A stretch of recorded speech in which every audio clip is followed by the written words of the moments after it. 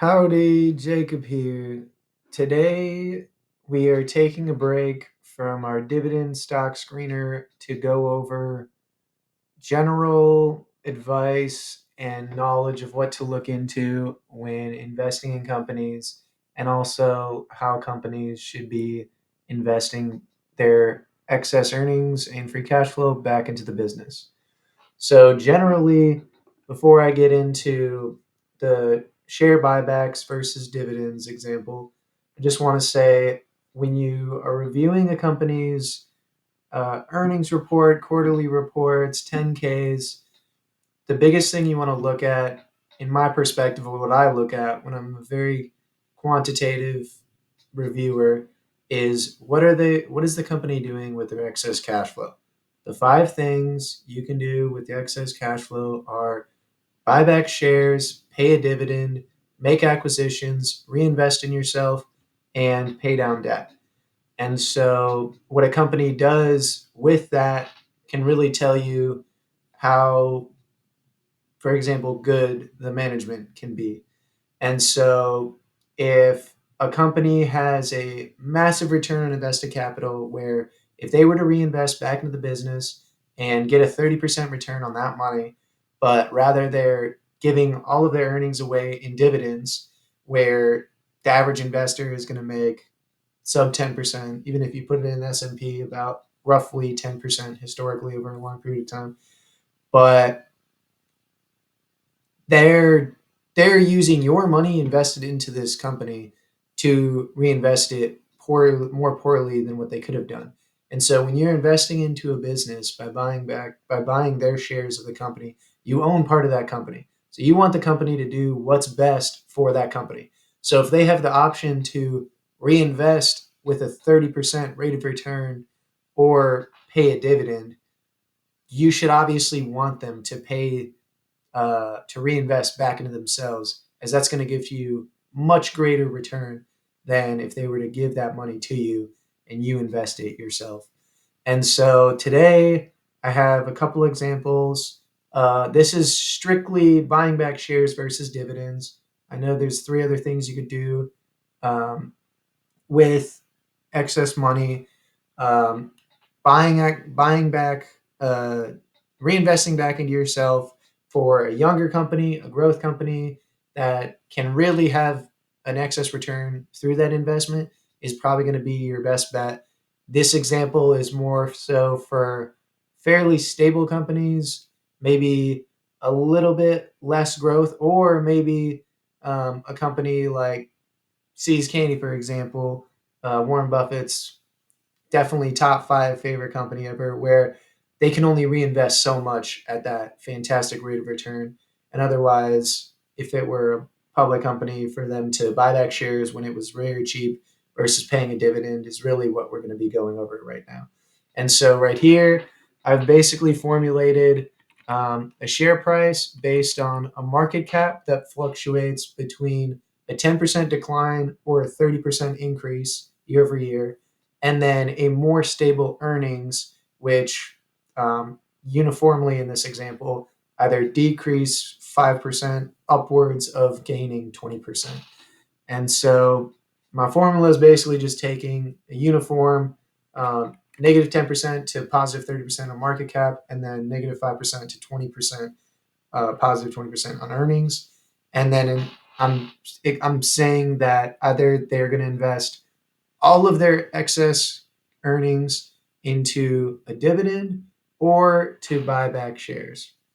And so um, this first example is a company that pays out a dividend with all of their excess earnings and has this randomized market cap of market cap increase slash decrease and earnings market cap increase earnings decrease and increase. So in this example, $100 investment after 10 years turns into 516.52, $516.52. So pretty great return.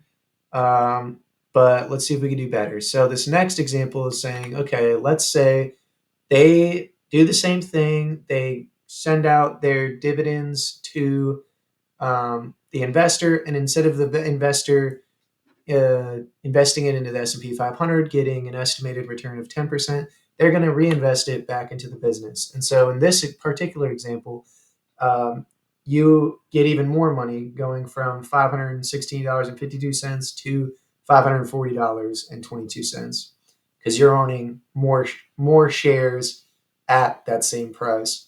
And because of its huge appreciation, you gained more from reinvesting back into this business rather than the average of 10% from a historical long-term S&P 500. The last example is through share buybacks. So this is saying, instead of the company paying out a dividend, they're going to buy back all of the shares they can with their positive earnings. So when they make 500,000, they're going to use all 500,000 to buy back shares at whatever that price is at that moment.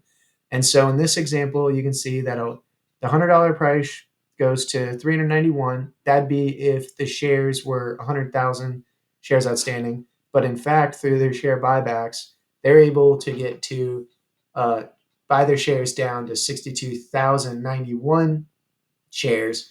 And so when you calculate the equivalent of how many shares you would own, um, the price of that one share is actually now $630.89. And so we can see that through buying back shares, they increased their $100 investment from what would have been $516.52 to $630.89. Again, this is all just one example. That's given, again, minus 10% to 30% market cap, and minus 5 to 20% earnings. But if a company is not running these Monte Carlo simulations on where they think their market cap could be, where they think their earnings are going to be, then they're really not doing you a favor as the investor. And because I have it set at random, it changes every single time I enter any cell. But I've run through Monte Carlo of 1,000 simulations, and over 99.9%.